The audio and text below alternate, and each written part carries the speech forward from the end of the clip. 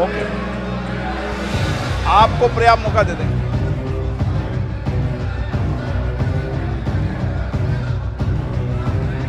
Okay okay please.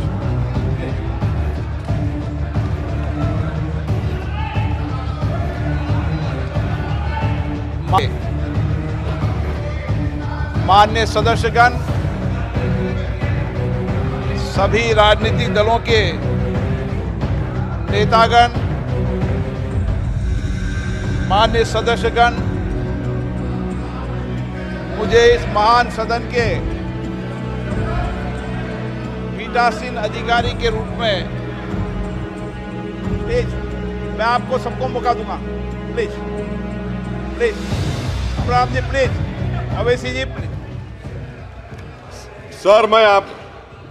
Sir मैं आपको अपनी जानिब से, पूरे मुल्क की जानिब से मुबारकबाद देता हूं और मुझे यकीन है कि आपकी पार्लियामेंट की आवाम इस बात पर फख्र कर रही है कि आप दूसरी मर्तबा इस ऐवान के स्पीकर बने हैं।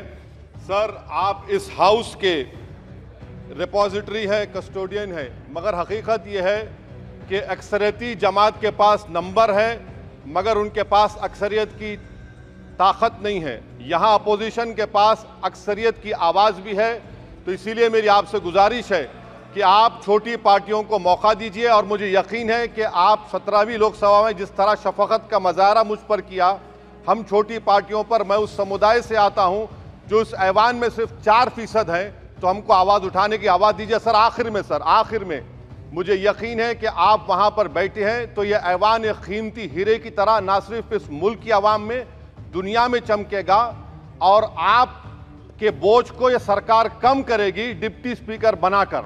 इतना बोझ आप पर नहीं डालना चाहिए। मैं मुबारकबाद देता हूं सर आपको, मैं मुबारकबाद देता हूं कि आप छोटी पार्टियों पर, यह ऐवान अपोजिशन और छोटी पार्टियों का भी है, हमको आप आवाज़ का मौका देंगे।